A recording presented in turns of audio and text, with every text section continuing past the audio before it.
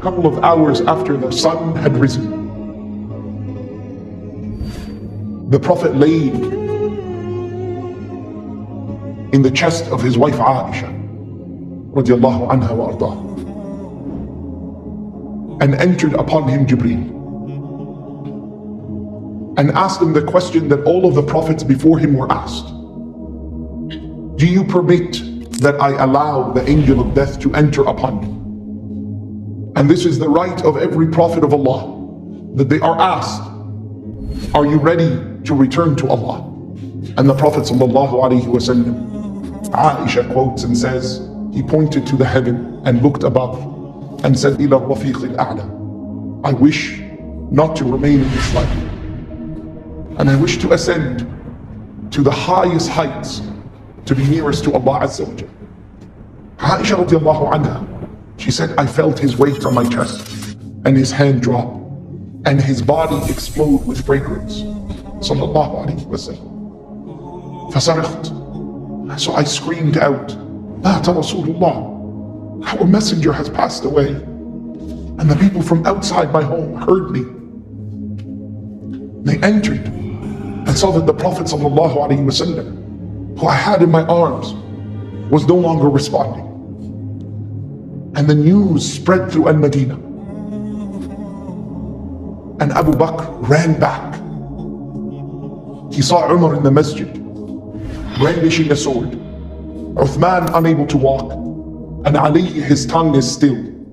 A man of the Ansar looked into the house of the Prophet sallallahu alaihi wasallam and saw his body and made dua to Allah and said, Allahumma khud basari hatta la ara ahadan ba'da Rasulillah. He said, oh Allah, take my sight so I see no one after him sallallahu alaihi wasallam. Abu Bakr kissed the Prophet sallallahu alaihi wasallam and wept and said, طبت حيا وميتا أما الموت الذي قد اكتتبه الله عليك. Ya Muhammad, you were always fragrant, but even more so after death. As for the death that was written upon you, you have tasted it, and there will be no harm that you face from this day forward. Abu Bakr walked out of the room, and in strength and serenity that none possessed but him, that was divinely inspired upon his heart, he stood on the minbar of the Prophet sallallahu alaihi wasallam, and he raised his voice and said, Ayyuhan nas halummu ilay. Oh people, gather around me. And people came to listen. What is a Siddiq going to say at this moment? And Abu Bakr said those words that all of us have heard. Man kana ya'budu Muhammadan fa inna Muhammadan qad mat.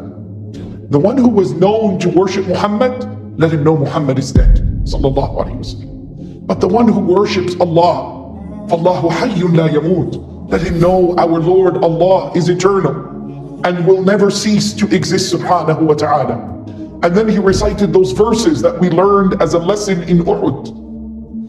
And calm set in the city. And they began to debate, what do we do with the Prophet sallallahu alaihi wasallam? And it was said to them, I heard that the messenger said that the prophets of Allah, that Allah has commanded that the place that they are to be buried is the same place that they died. And by then he had been put on a bed where he was seated next to Aisha radiallahu anha. And they removed that bed and they began to dig a grave for the Prophet Muhammad sallallahu alaihi wasallam. Al-Lahad.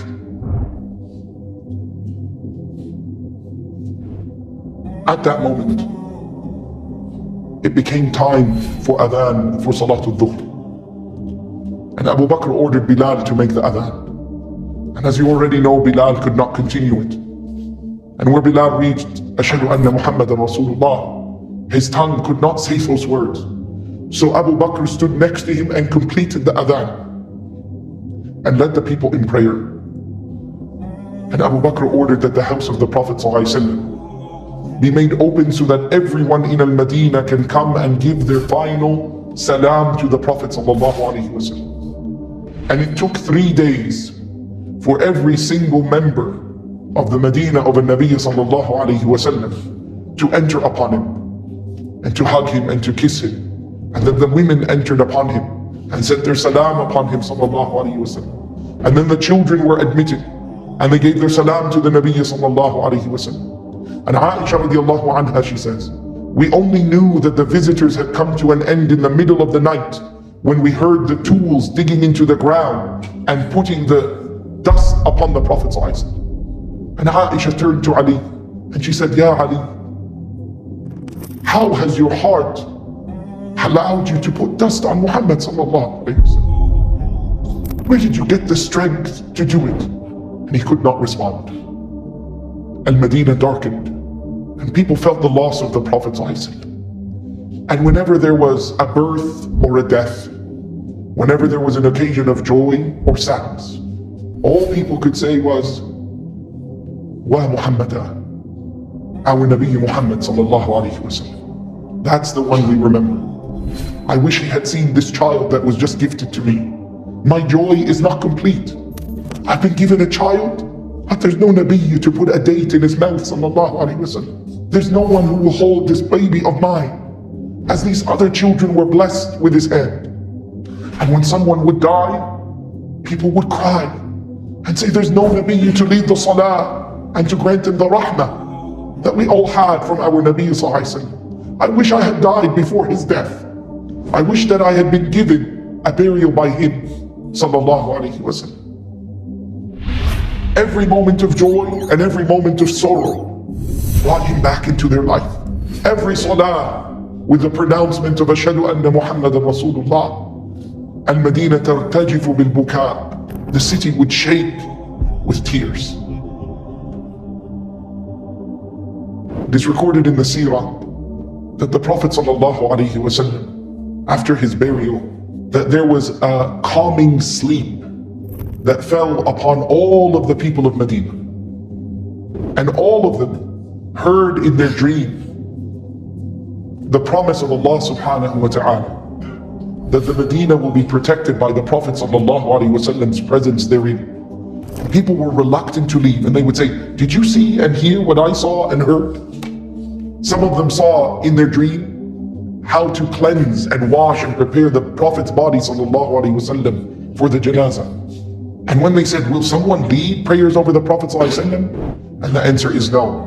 For none is worthy to lead prayers upon him except the salah and the salam and the salawat upon him ﷺ. And how are we to wash him? All of the Medina heard in their voice, in the voice of an angel, لا تجردوا النبي صلى الله عليه وسلم. Do not remove the garments of the Prophet ﷺ, but rather pour water from above him, above his clothing. Every step was an honor of Rasulullah sallallahu alaihi wasallam. And when he returned to Allah, the connection to Allah remained.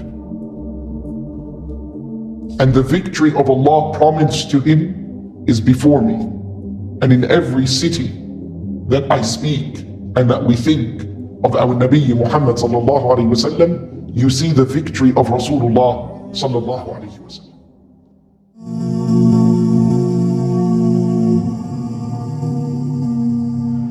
I will tell you this story.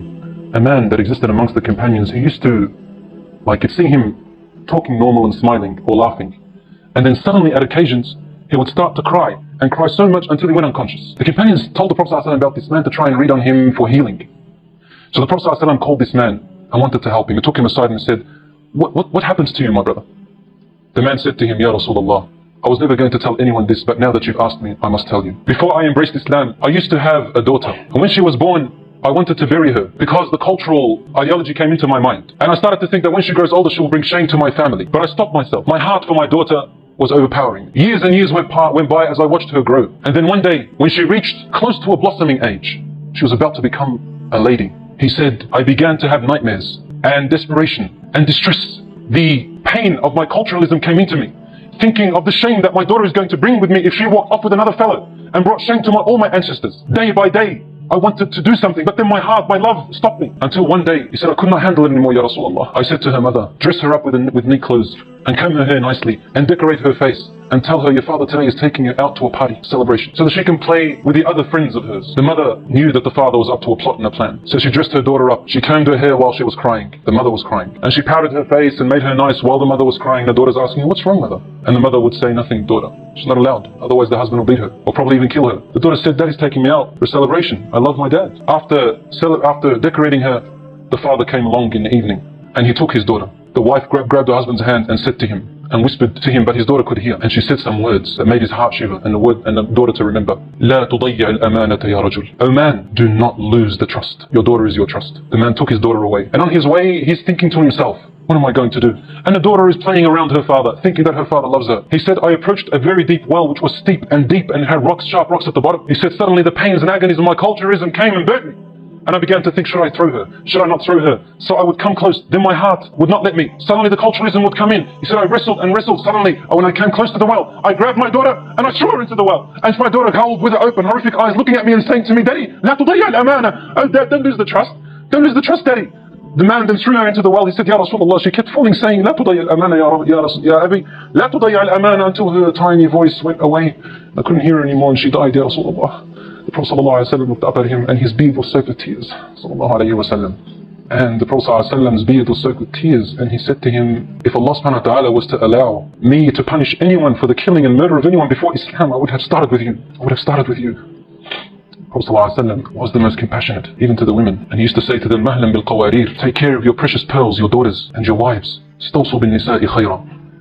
Have kindness towards your wives and be patient with them.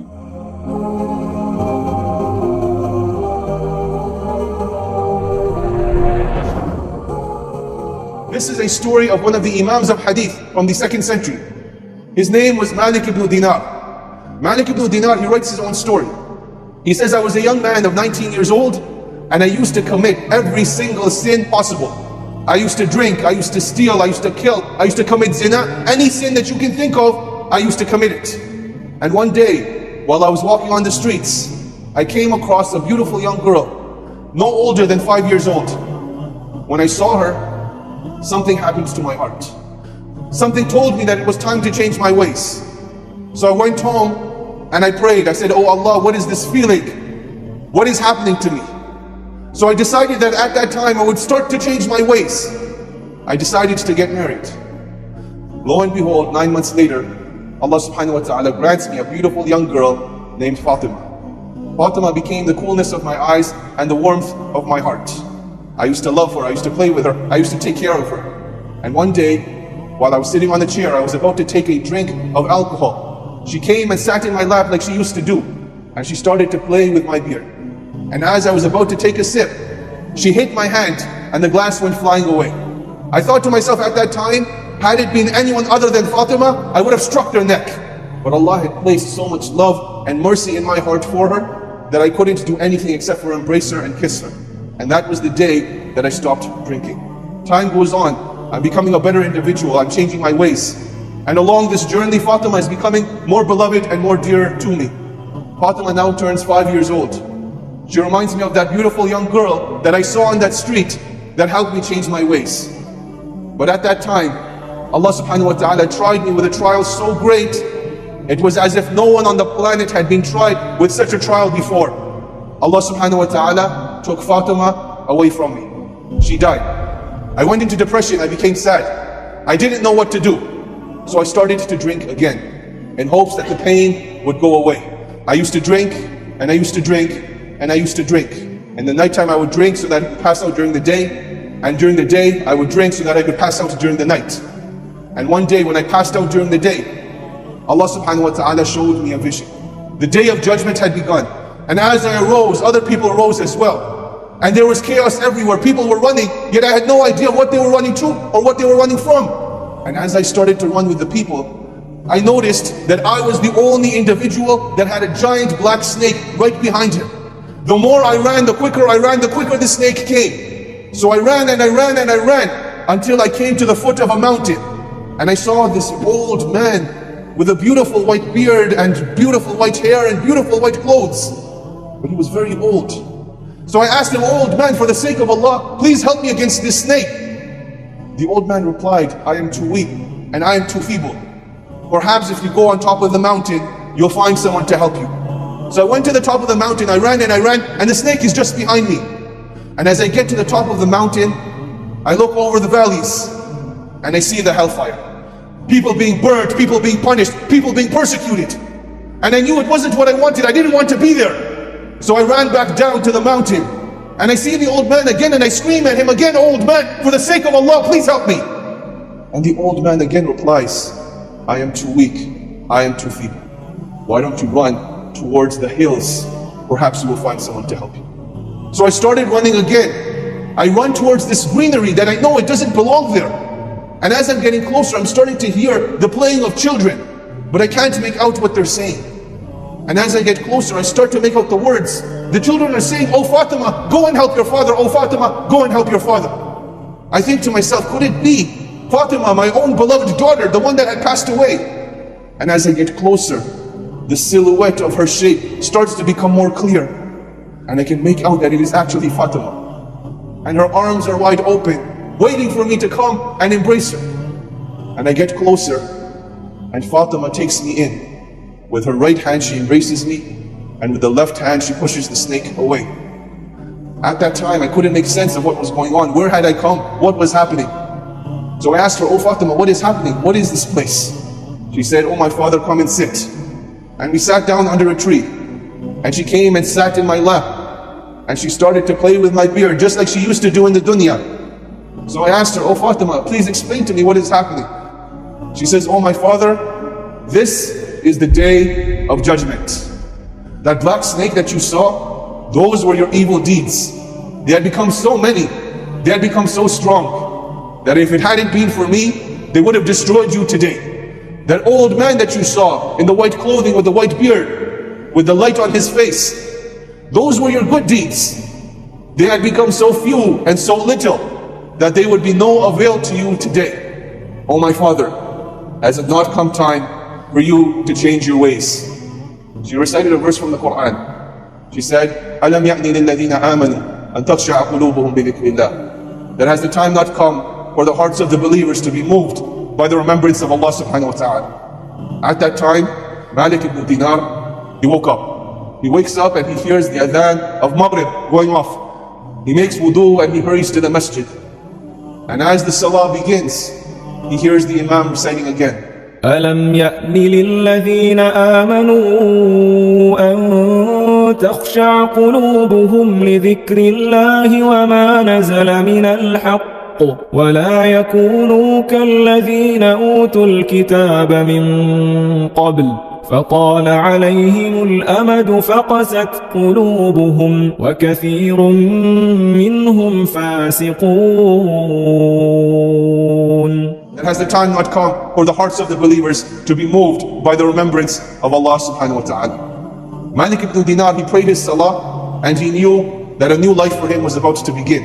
And that is what he decided to do. And I want you to think, the story of Malik ibn Dinar has many, many other stories of what a great individual he became. One of the leaders of the tabi'een of his time. But how did this individual get to such a state? Every individual has a turning point in their lives where they can become better people or they can become worse people. A conscious decision of which way you want to go, towards Jannah or towards the Nar.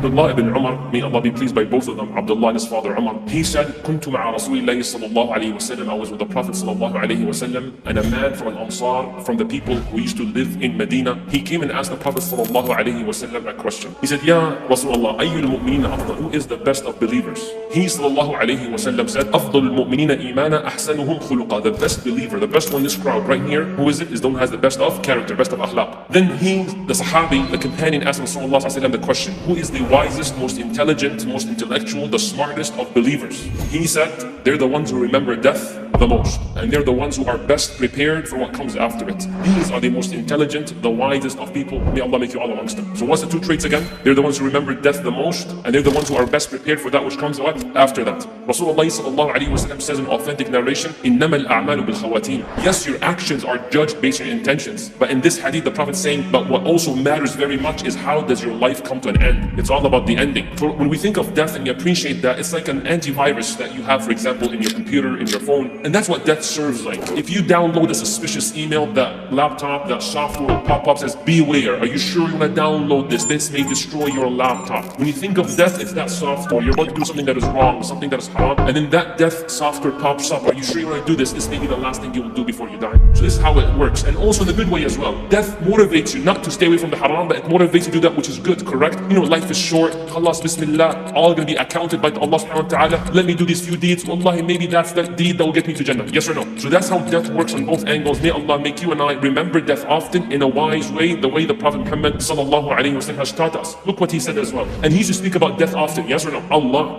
One hadith he says, repeatedly, frequently remember death, the destroyer of pleasures. Remember that often. Then he says two things about it. He says, whenever you remember death, when things are very hard on you, pressure, hardship, difficulty, and you remember death, the Prophet ﷺ said, death reminder will bring you ease. Allahu Akbar, yes or no? Because no matter how painful it is, it will soon come to an end, inshallah. And I pray to Allah that whatever comes next is not worse than it. And he said, never do you live moments of ease and pleasure and luxury, except that you should remember death. Why? Because it will tighten things up for you. Allahu Akbar. It makes you look at things with the right perspective. Are you guys with me? You get that promotion, you get that salary, you get that scholarship, you get that marriage, you get that child. You have to realize that it all come to an end. Whether it was ease or hardship, it's all about remembering death. One time, Al-Bara ibn Azib, a wonderful Sahabi, he said, we were with Rasulullah sallallahu alayhi wa sallam. We were with him, and all of a sudden, we saw a group of people on the side gathered. So the Prophet says, عَلَى مَا اجْتَمَعَ هَؤُلَاء. Why are these people gathered? Then the Sahaba said, Ya Rasulullah, these other people there are gathered عَلَى قَبْرٍ يَحْفُرُونَهُ. They're digging a grave. So Al-Bara says, the moment we said that to the Prophet sallallahu alayhi wa sallam, the Prophet sallallahu alayhi wa sallam left us immediately, and he rushed. Didn't walk, didn't jog. He ran to that other group that was what were they doing? Digging the grave. So Al-Bara says that the Prophet ﷺ, he fell on his knees right in front of the grave, and he was just looking at it, staring at it. Al-Bara said, and I came and I was looking at him, and he was crying and crying until the actual sand under the Prophet was wet. Like, how much do you have to cry to make the ground wet? But that's how much he cried. Then when that moment ended, he looked at the Sahaba. He said, Ya ikhwani, brothers, Ya ikhwani, لِمِثْلِ هَذَا الْيَوْمِ فَأَعِدُّوا. لِمِثْلِ هَذَا فَأَعِدُّوا. For that be prepared, for that be prepared, for that be prepared. So are we prepared? So one time I went to a masjid, and they have like a youth room, like computers, laptops, PlayStation, etc. So then I saw there was one brother by himself, and he was looking at something he's not supposed to look at, something haram basically. And it was not like extremely haram what I'm referring to. It was actually something like social media, but the pictures of the opposite gender not really dressed modestly at all. And I, from what I know, and Allah knows best, I don't praise on Allah's behalf, I thought that brother has khayr in him, and Allah knows best. So I came so slowly, behind his back, slowly. Then I hugged him from the back, and I said, if I was the angel of death, are you ready to go? Brother said, La wallahi, I'm not ready. Wallahi, I'm not ready. No way. Allah knows best, and may Allah protect him. This brother now is actually someone who, I won't obviously mention the name, but meant into the da'wah and so on. Maybe it was that moment of his sincerity and his truthfulness with Allah that I really did not want to die in that situation. So Rasulullah sallallahu alaihi wasallam was saying this ahadith about death. It's all about the ending. It's all about the ending. I'll share with you one more just to emphasize that point, because I wanted to keep in your mind, inshallah, that software to install it firmly. Rasulullah sallallahu alaihi wasallam says a person will be doing the deeds of the people of Jannah. The deeds of who? People of Jannah. Until between them and death is an arm length. Khalas, death is about to come, it's almost over. But right before they die, they do the deeds of the people of who? Hellfire. So the Prophet ﷺ, with no hesitation, he says, then that person enters hell. All these years, remember, it's all about the ending. Perhaps another hadith tells you that they were not sincere throughout their lives. The other part of the hadith, Rasulullah ﷺ says, and a man will be doing the deeds of the people of hellfire. Sin after sin, major after major. Allah knows best what exactly they did. Until between them and death. Death is right here. They're about to approach death. Between them and death is an arm length, but then they end up doing the deeds of the people of Jannah. And where did they go? Jannah. You know, there's this brother in which he rushed into an Islamic center in Brooklyn, New York, and all of a sudden he said, I want to become a Muslim, I want to become a Muslim, I want to become a Muslim. They said, what's your story? He said, don't ask me questions, just tell me how to accept Islam. What's the procedure? So they said, go take a shower. So he went, took a shower, came back. What next? Say shahad, ashhadu an la ilaha illallah, ashhadu anna Rasulullah. Okay, how do I pray? That's how you pray and start praying. Allahu Akbar. First day, prayed all 5 daily prayers. Second day, prayed all 5 daily prayers. Third day, after Maghrib Salah, a brother who's been a Muslim for a long time sees that new Muslim, and he looks at him and he says, tell me your story, I beg you, because the way you pray, the passion you seem to have, you are crying, you're so into it. Allah knows best, but I feel so humbled by your presence, and you Muslim for a few days, you're at that level, and I've been a Muslim for all my life, I don't experience that, so what's your story? So he said, throughout my life, I wasn't really a Muslim, learning about religions, all sorts, whether Christianity, Judaism, Islam, etc. And then I knew for a fact that there is a creator, but I didn't know what system, what religion to follow. So I searched, I went by a library, and I read some books about Islam, and there's one thing that really got me is how Allah subhanahu wa ta'ala says in the Quran, لَقَدْ كَفَرَ الَّذِينَ قَالُوا, they have disbelieved those who say Allah is one of three. And in another verse, لَقَدْ كَفَرَ الَّذِينَ قَالُوا, they have disbelieved those who say that Allah has a child. May Allah protect us, right? So he said, that's exactly how I feel. It makes no sense. There's one creator, he's the one and only, has no children, no parents, no partners, no associates. This is perfectly it. He said, on that night, I still didn't say Islam is the truth, but it made a lot of sense to me. So on that night, I cried and I cried and I cried and I cried, prayed to Allah, guide me to the truth, whatever it is, just show me the truth. He said, I slept, brother.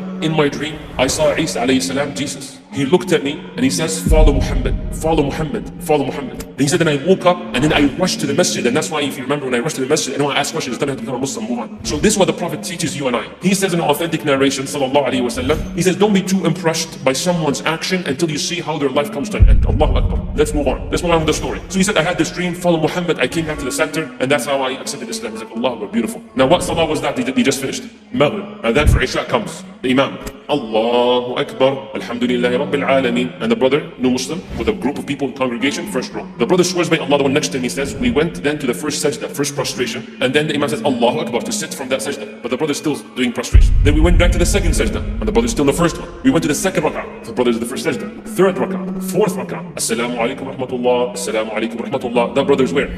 First sajda in the first which rak'ah? First rak'ah. So the Imam and the brothers, they thought he's very exhausted, he's sleeping. So the Imam called him, brother so-and-so, brother so-and-so. No response. So he asked the one next to him, you know what, just nudge him a little bit. So when he moved him, he fell and he was pronounced dead right then and there. Allah knows best, his sincerity, Allah knows best, but these endings are not given to anybody. There's another one, there's a ship that left Egypt, like a cruise, it's called Salim Express. And the brother who was on the ship tells us a story. He says the ship went through some issues and it was sinking, and then the husband, he went to the cabin, ran, and he saw his wife. He's like, leave everything and run for your life, the ship is sinking. He says, come, leave. She said, okay, wait, let me put on my hijab. He's like, are you crazy? Just go for your life, the ship is sinking. And Islamically, she can't leave, right, for her life, correct? But she said, no, I need to wear the hijab. He's like, are you crazy? The ship is sinking, I'm not excited, it's over. She said, wallahi, I would never want to die except on active obedience. She said, you go, I'll catch up with you. And he actually left her, subhanAllah. The brother said, I actually left her. So the brother left and she put on her hijab and everything. Then she went to the upper deck and she saw it's pretty much it. It's over. This is it. People are drowning, people are yelling, this safety boats or whatever you call them, pretty much all of them are gone. So she looks at her husband and she says, are you pleased with me? He's like, what kind of question is this? What time are you asking? Am I pleased with you? He's like, what kind of question is that? She's like, just answer me. Are you pleased by me? He's like, you're a great wife and of course I'm pleased with you. What an honorable wife you've always been. She said, Alhamdulillah. And then she said, Ashhadu an la ilaha illallah and ashhadu anna Muhammadan Rasulullah. The brother says the story himself. He said, Ya Shaykh, Wallahi al-Alim, I have never seen my wife after that moment. She dropped. An ending doesn't give it to anybody. It's all about the ending. It's all about the ending. Allah knows her past, but it's all about the ending. May Allah grant us a beautiful life and beautiful death. Then you have another one in which also a brother living in an apartment building, student of knowledge. You have that sometimes where your apartment or your house is very practicing, but your neighbor is completely not. Right? May Allah guide us all. So that's his situation. He said, I used to have this neighbor, upper level. We have the balcony. Whenever he plays music and stuff like that, I can hear it. He gets really irritating. I spoke to him about Islam, Muslim family, and gave him da'wah, nothing. No action whatsoever. Salah, doesn't pray. Abadan. Very bad. So I tried my best until one day I was in my apartment. I heard a lot of crying and yelling in the upper apartment. So I rushed to go up, knocked on the door, and I said, Khair, everything is well. Like the doctor just came over and told us that our father, the father figure who had the issue with the da'wah, he is on his deathbed and this may be his last day and Allah knows best. It's a matter of moments. Asked us to perhaps bring family over to give him a farewell. So the brother, he says, Ya Shaykh, Wallahi, not to me, the Shaykh he's referring the story to. Ya Shaykh, Wallahi, when I was there, I was so angry. Why were you angry? Because you're playing his favorite song, and song of words that none of us will have a difference of opinion on. So basically he was playing some songs of, some language that's not appropriate. So he told his children, he's like, your father, you just told me he's on his deathbed, he's about to die, and you're playing his favorite song of that sort about love and things of that sort. He said, what do you suggest? Like, play some Quran for him or something, anything. So he said, we don't have any access to Quran. Obviously you can tell, it was a little bit back in the day, there was only tapes.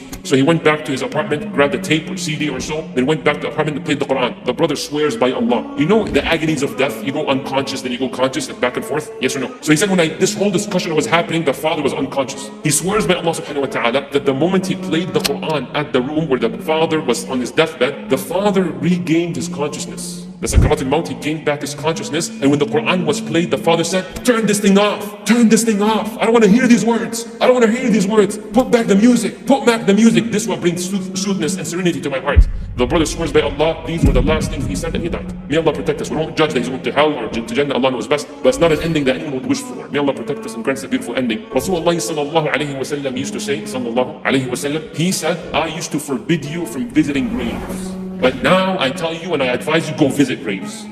Why, Ya Rasulullah? In one hadith he says, because it softens the heart, and wallahi it does. May Allah grant us a heart that can be softened, and it brings tears to the eyes. his perspective of his life. So go visit the graveyards, and I want to add one thing to that. Go beyond janazas. No, just go there when you're the only one in the graveyard. And go to the Muslim graveyard and say Assalamu alaikum, and you say the dua, etc. And you go see. One time I visited the grave, and wallahi, the thing that got me the most was the one who was born the same year I was born in. And I see like 19, such and such date. Alright? Okay, then I saw the death was 2017. I'm like, you never know, I might be the one. So how then you're like, you need to work harder, I need to be, giving to my family and to the community and so on. So visit the grave. May Allah grant you all a beautiful ending to your life.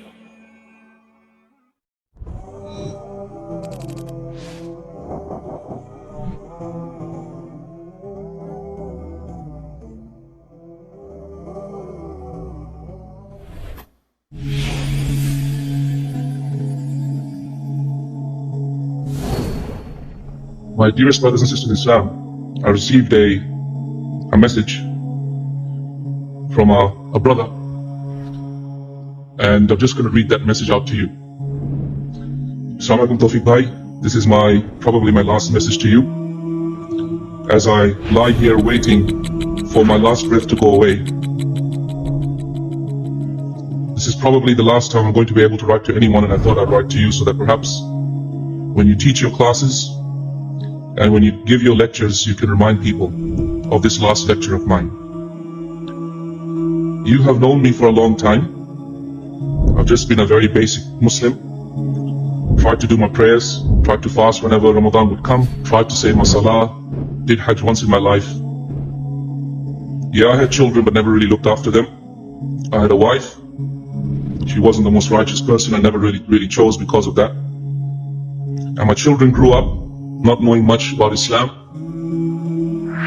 And as I wait here for the bell to go off, as my life will end, dying of pancreatic cancer, of which the doctors have said I cannot survive beyond this week.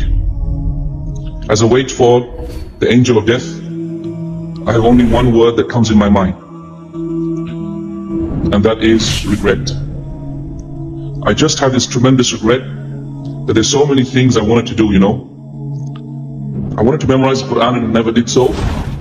I wanted to go for Hajj every year, but I never did that. I wanted to hug my mother, but I never did that. I wanted to teach my children Islam, the Quran, get them to be righteous people, but I never did that. I wanted to have the chance to have one more Ramadan, but I'll never get that. I wish I could be in Haram now, but I'll never get that chance. I wish I could know some verses of the Quran to recite, but I don't know anything except the Fatiha and one or two other surahs that I recite every day.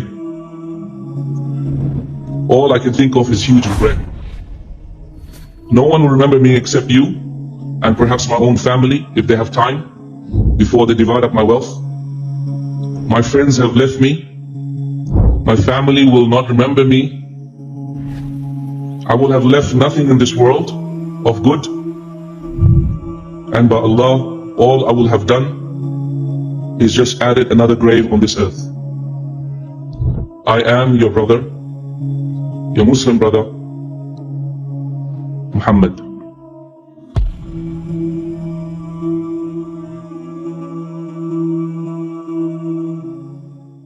الذين إذا أصابتهم مصيبة قالوا إنا لله وإنا إليه راجعون.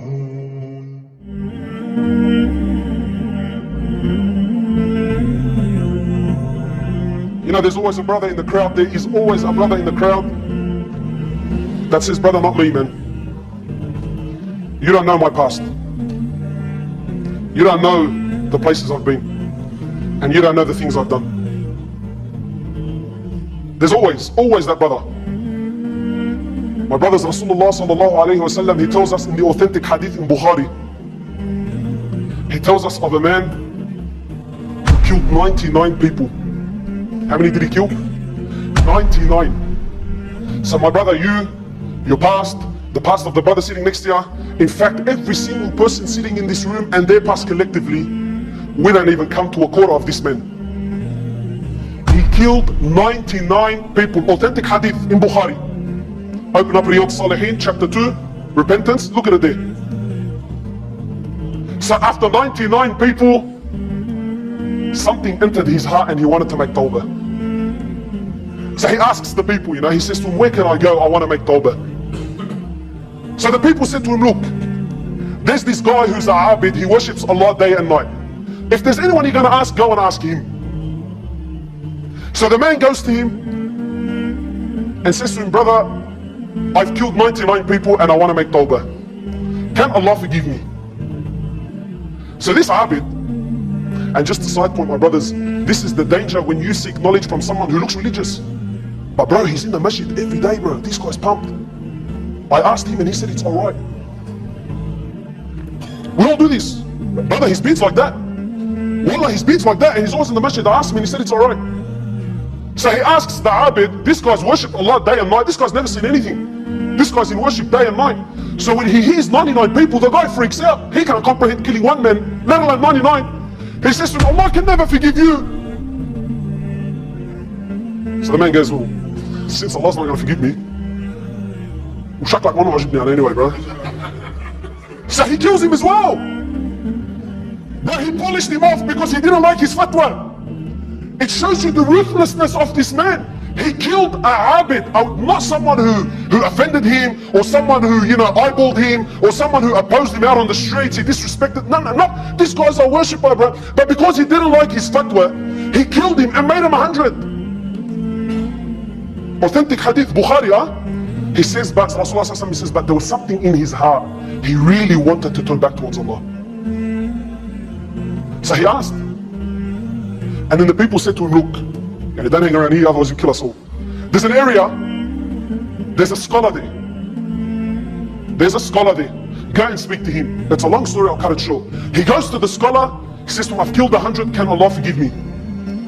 Now look at the difference between when you ask, the guy in the mosque, the guy with the big beard, when you ask him and you ask a alim. He says to the man, and who can stand between you and tawbah? Who? Now we're talking. The man's thinking, now we're talking. I like this thing. He says to him, for you to make tawbah, you got to leave this environment. It's a very bad environment and the people, they're not helping you in doing good. There is a town, there is an area, go there, there are good people. These people will help you worship Allah and they will help you pull up and change. So the man was sincere. He packs his stuff and heads off to the town.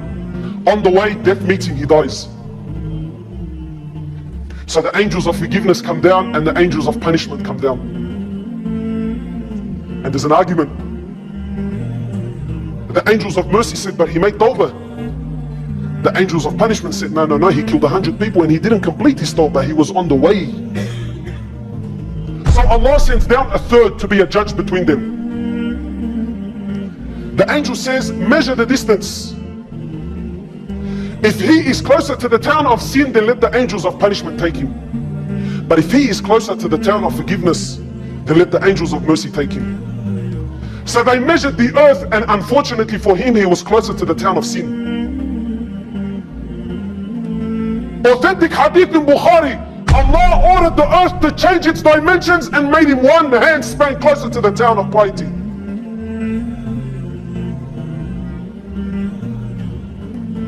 $100 people.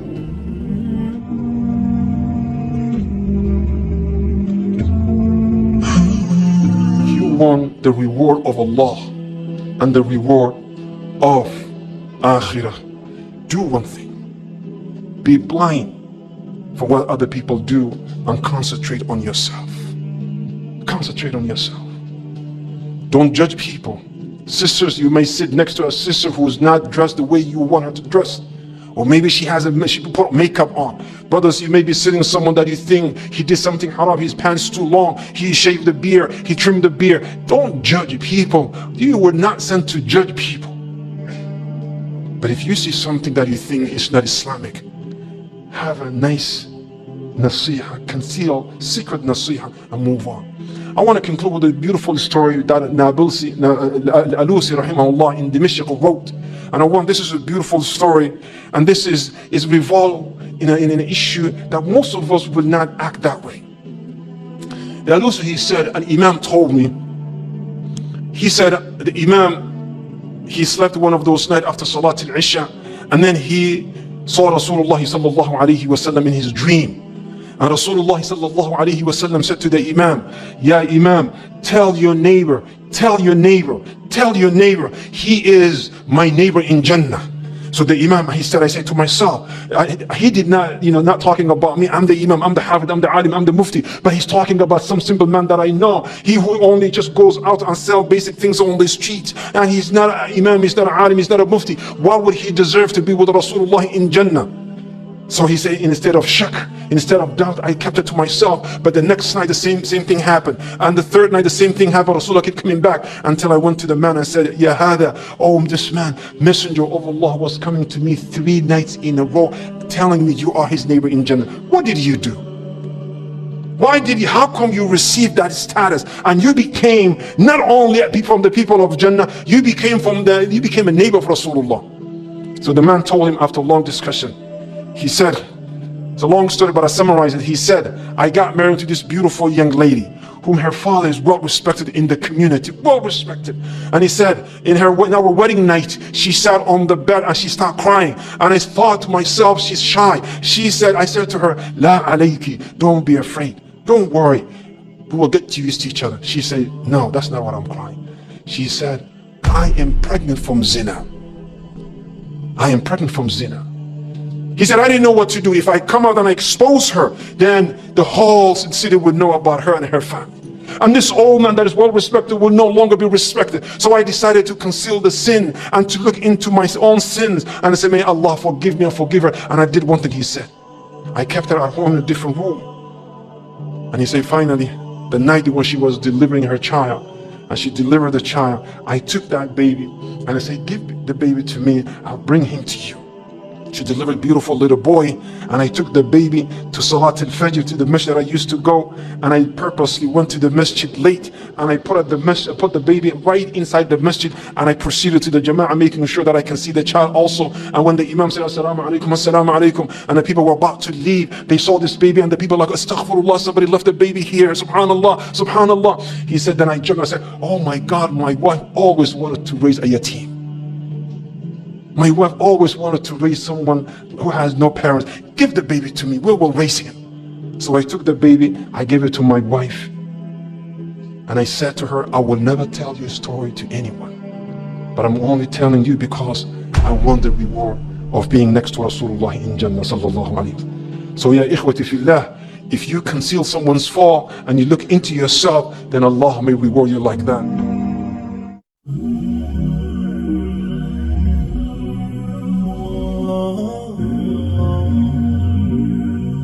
When I was in the UK, one of the mashayikh there, he was sharing his story with us.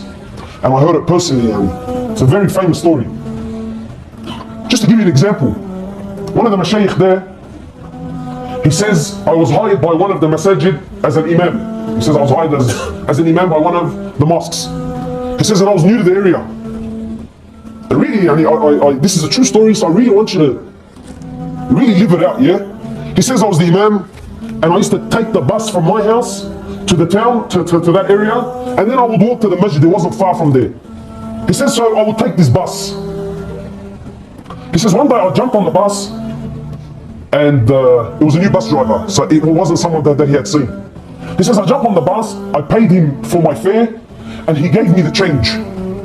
He says, when he gave me the change, I didn't really look at what he gave me until I went back to the back of the bus, I sat down. He says, when I sat down, I looked at the money and I realized he gave me 20 pence. In the UK, 20 pence, we're talking nothing but cents, like 10 cents at most.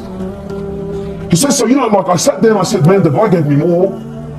He said, and then the conversation started happening in my head. And honestly, how many times have you been in this position? And he's thinking, you know what? It's 20 pence, it's nothing, bro, don't worry about it. Don't embarrass yourself. They're a big company anyway, bro, and really what's 20 cents gonna do, eh? So the man's sitting there and he's thinking, right, it's 20 cents, shouldn't I? He says, and Allah, for the whole trip, this is the conversation that's happening. He says, it wasn't about the money, it was just... And then the Shaykh was saying, when I got to my bus stop, he said, when I got to my destination, he said, I got off my chair, I'm walking down the bus, I'm walking to the front door. He says, Wallahi, and I'm still saying to myself, do I give it, don't I give it? He says, and then as soon as I got to the bus driver, he said, I don't know what went into me, man. He said, when I turned over the bus driver, I said to him, look, man, you gave me 20 extra. He goes, no, I didn't give you 20 extra. He goes, no, I gave it to you intentionally. I said, why did you give it to me intentionally? He goes, well, for 3 years I've been looking into Islam. And he said, when I came and I seen you dressed the way you were dressed, I knew that you were an imam. He said, so today I was going to make my decision. If you were honest, I was going to embrace Islam. But if you kept that money, he said, I knew that you were liars like everyone else lies. So now the Sheikh is speaking about himself. He says, I gave him the money. He says, I got off the bus. He says, when the bus drove off, he says, I started crying. I said to him, why? Because the man accepted Islam, or he was about to accept Islam, he gets me, la wallahi la. I said to him, why? He said to me, I almost sold my deen for 20 cents, bro. He said, I almost sold Islam. I sold the deen of Allah Azza wa Jalla.